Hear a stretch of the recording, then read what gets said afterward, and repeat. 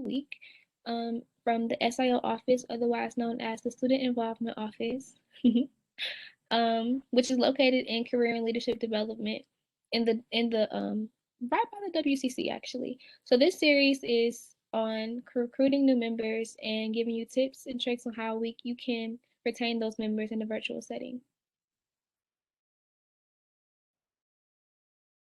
Alrighty, so we understand that this semester, this year, has been a little different. So we wanted to provide you all with some tips on how you can not only recruit members in a regular school year setting, but also in a virtual setting. Um, Although we all would love to go back to being face to face and seeing everyone, we also have learned that there are some benefits towards providing virtual options for our students. So we want to give you some things that could work both ways. So the first point is to utilize your outreach resources that are available to you on campus. So for example, Career and Leadership Development has a ton of opportunities that you can take advantage of that allow you to promote your org to students and maybe reach a broader audience than you all may be able to do by yourselves. So we do have a student involvement newsletter that goes out, I believe, every week or bi-weekly. And if you all ever want to have an event featured, your meetings, or if you have competitions going on, I know some orgs have competitions that they compete in and they like for us to share. So you can send that information to us and we could put it into our newsletter. There is a form for that on Connect that you all should have access to. Um, and I believe it's called COD Request for Publicity Assistance. And then also we have our student involvement social media pages. If you all follow our social media, you may have noticed that we have been doing something kind of new this semester or this year. And we've been doing organization spotlights, which pretty much allows us to share with our followers what orgs we have on campus, what are you all's mission statements, maybe some upcoming events that you all are hosting, and just a fun way to get other students involved. We know social media is a big way of how we interact nowadays, so this is really something I think a lot of you could benefit from. And then I touched on it a little bit earlier, our COD request for publicity assistance.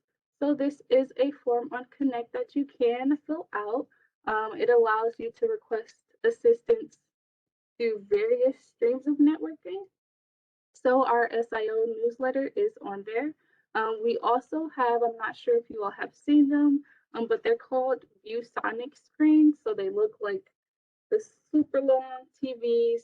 If you've ever been in the WCC or even just near COD, you may have seen them outside of our office or by the WCC front desk. And there we can promote your events that you have. If you have any meetings that you want students to know about, we can also post it there. And then there is one last thing on that COD publicity assistance form. Our email listserv. Sorry about that. But we do have a listserv of all the students on campus, basically. So if you want to connect with students with a certain major or with those that are in a certain demographic, minority students, etc., we can send out emails targeted towards your audience that you wish to share your information with. And lastly, of course, which you all, I believe, should know about is our involvement fair.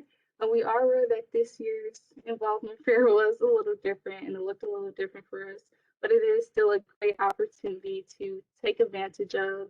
I think a lot of students enjoy walking up and down the mall and seeing all the orgs we have to offer. So I always encourage orgs to sign up for their involvement fair.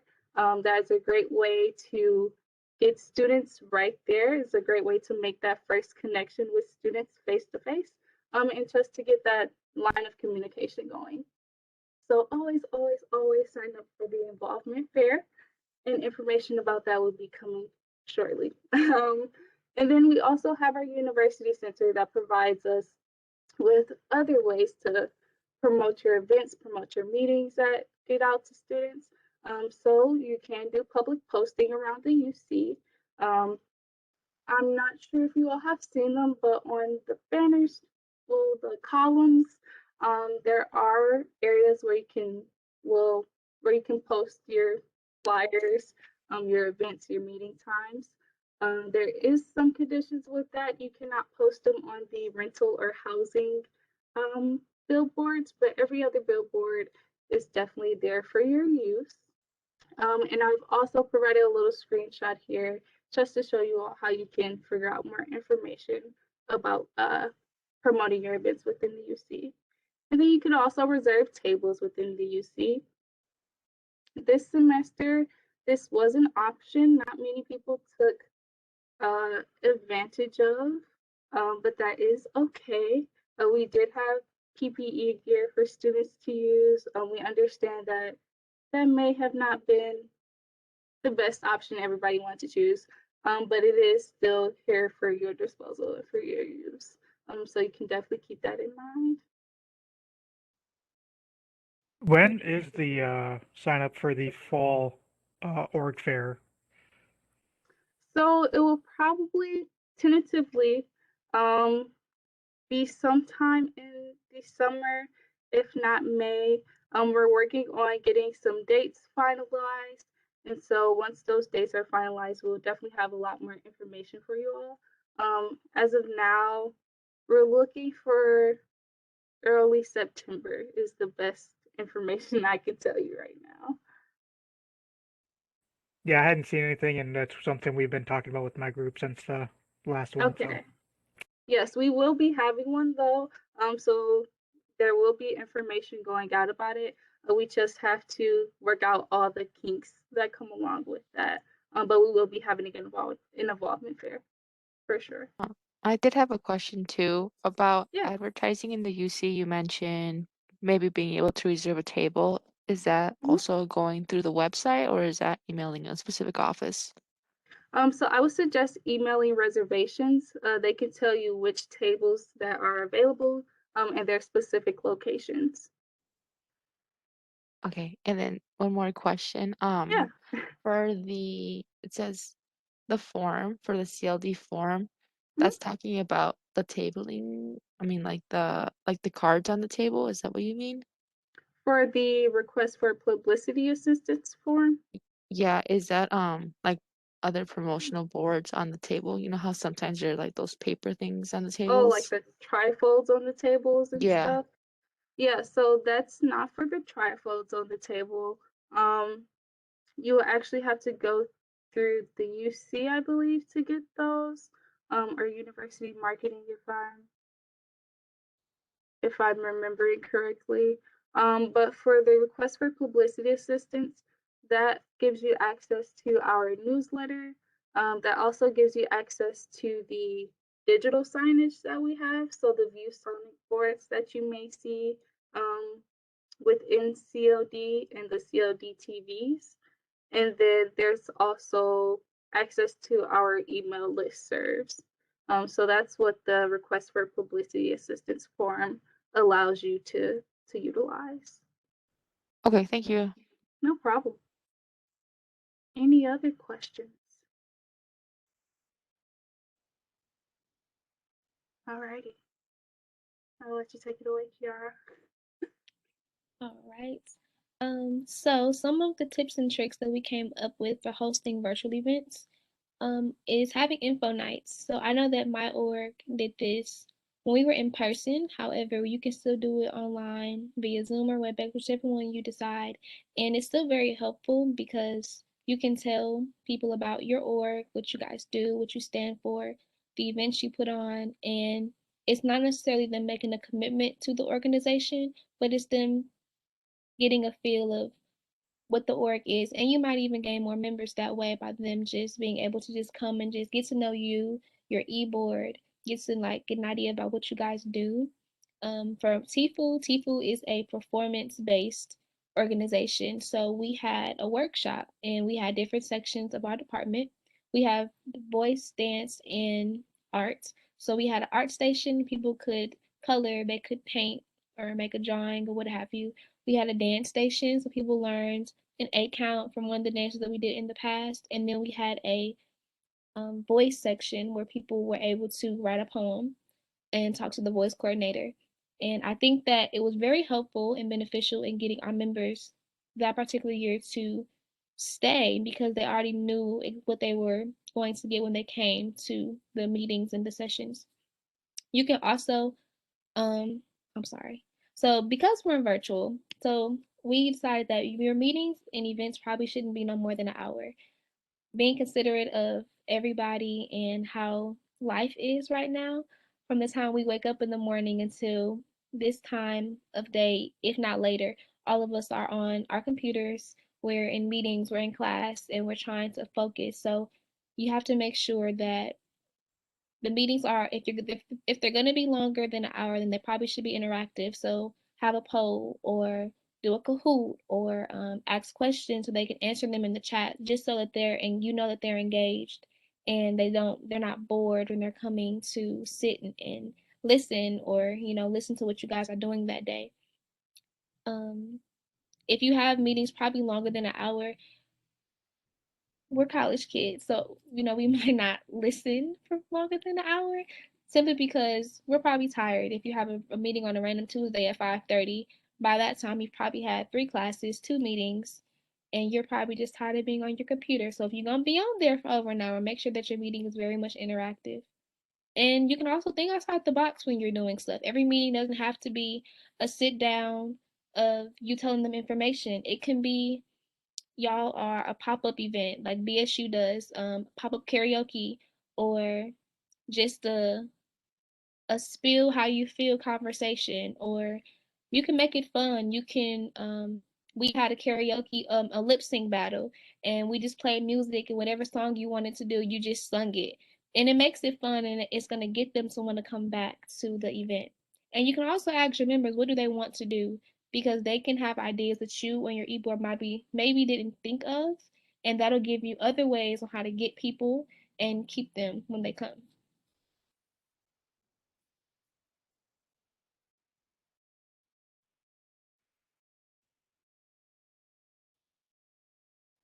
So, some other ideas for recruiting new members is pair an old member with the new member. So, let's say you have a freshman that's coming to one of your meetings in the beginning of the fall semester.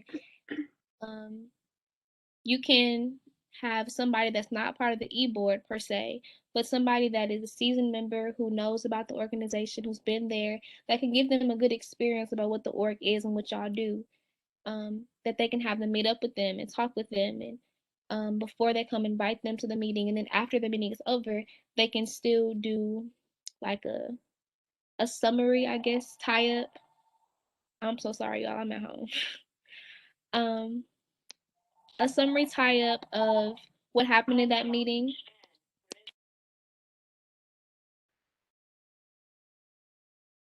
I'm sorry. I'm so sorry. You're good. You can have them do a meeting about what happened in the meeting, get their advice on what happened, what they heard, what do they like, what do they dislike.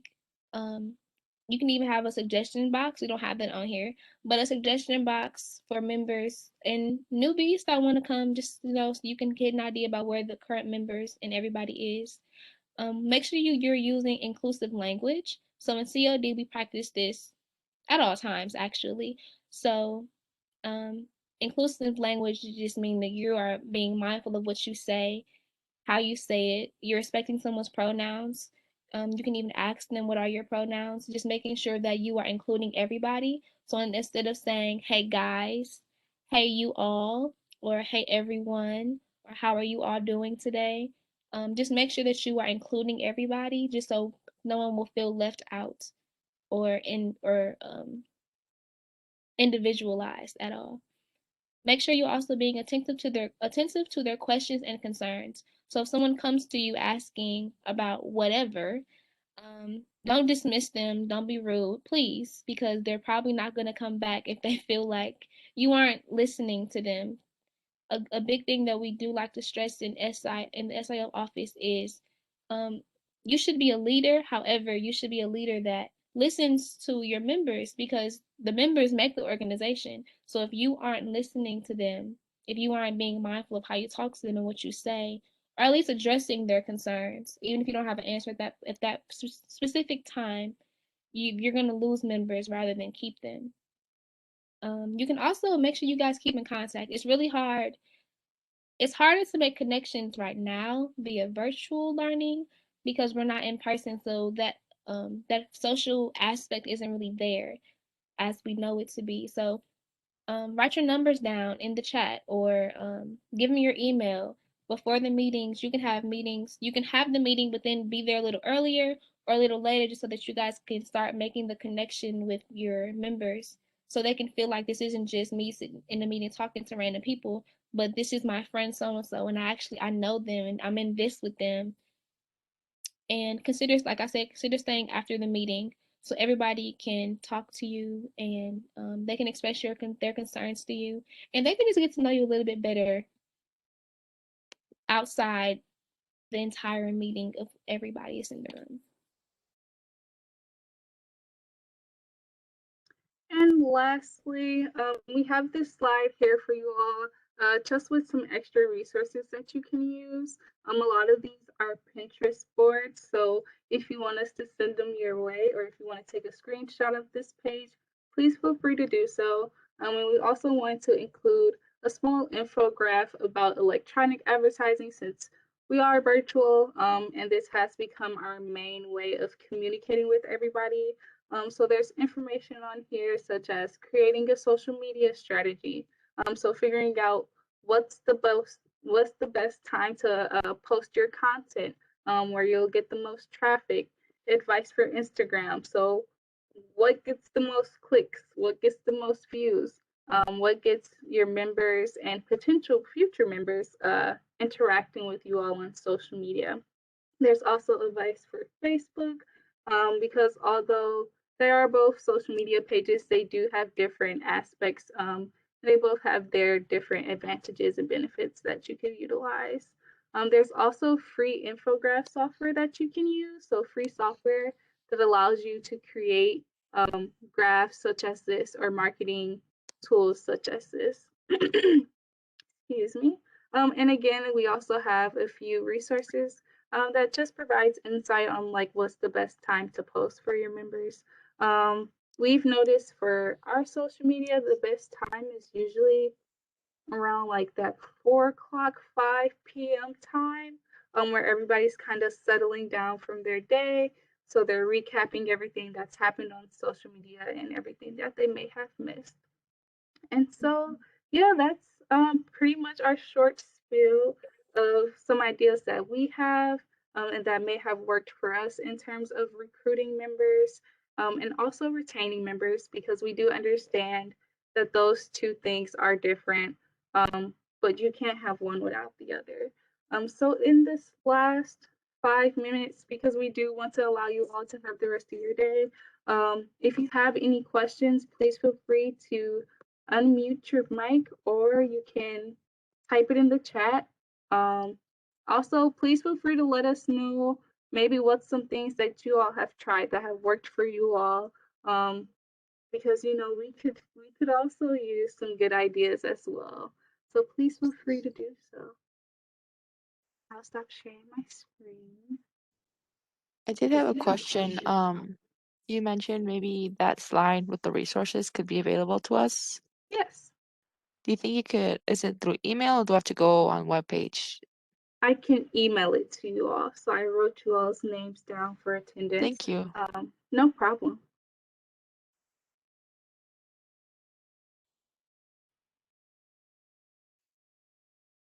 Yeah, I'll just state, with last semester and this semester, we've seen a decrease in number of people being involved, and um, we, unless we have a guest speaker coming to our org, we try to keep our meetings to about 45 minutes, just because ours go generally, we have it from 5 to 6, which is what we usually had when we were in person, which wasn't so bad because you're already on campus. But now it's just you're staring at the screen for another hour. So yeah, definitely agree with the whole keep it to an hour statement there.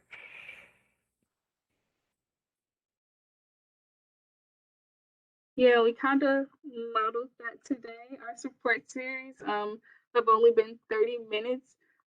We struggled for a bit figuring out a time that we felt students, didn't have class and wouldn't be too drained from the rest of their day.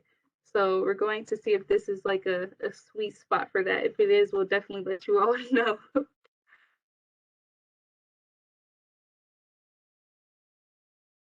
And then how frequent will these meetings continue? So these will be every other week. They are different topics for each week. So the last, about 2 weeks ago, that meeting was about SUFAC budgeting and how to utilize your SUFAC funds. Next week, let me just double check and pull it up really quick to see what next week is about.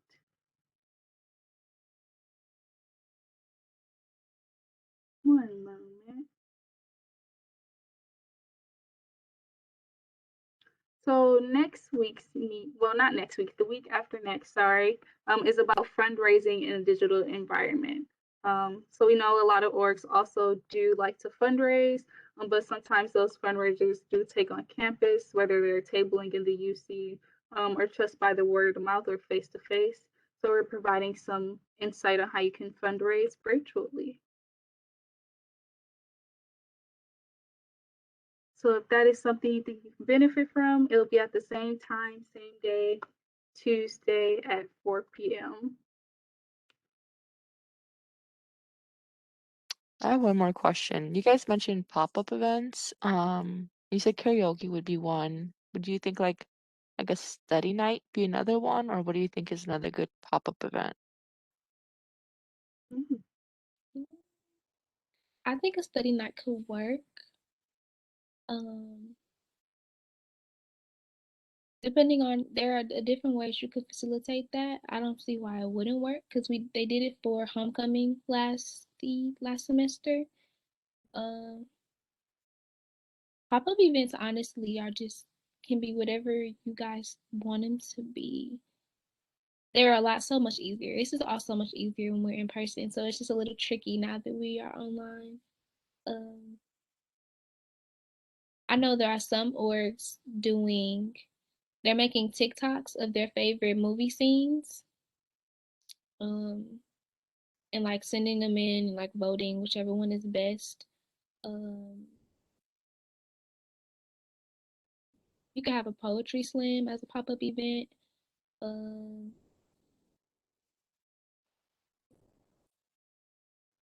Yeah, I pretty much Thanks, agree thanks for the idea. Yeah. with. Yeah.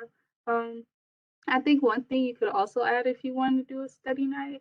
Um, I'm not sure if in your org your majors are all over the place or if they're all kind of in the similar realm. But also if you could have like a tutor maybe or a professor that is also like in that college or in a similar major come, I think that could be a bit of benefit too. Even a raffle to get people to come. Food and money, not money, but food works definitely. So if you want to get people to come, um, hey, we're having this study night. Enter in our raffle. You could win a prize. Yeah. Students like gift cards too, we've learned. Even if it's just like a $5 Amazon gift card, if your org can afford to do so, we've seen that work as well for our office.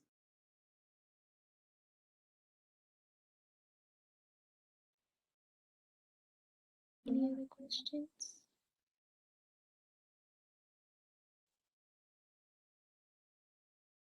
Well, if there are no longer any questions, again, we just want to thank you all for coming out this evening and spending this time with us to learn some ways to recruit and hopefully retain some members. Like we said, we understand this year has been a little differently. Hopefully, we go back to a little bit of normalcy next year and we'll see that attendance size go back up. But yes, thank you all. If you all ever have any questions or concerns in regards to anything involvement related, please feel free to reach out to us via email. Our email is involvement@uww.edu, or you can pop into our drop-in hours that are every Monday through Thursday from 11 to 1 p.m. And I can actually drop the link to it in the chat. It's really simple. It's just tinyurl.com / involve drop in 1. Did I spell everything right? Yeah. It won't let me send the link for some odd reason. But yes, it's tinyurl.com / INV drop in 21. Or you can call our office, whichever works best for you all. But thank you for coming, and I hope you all have a good night. Bye, everyone. Thank you. Have a good night. Thank you. Have a good one.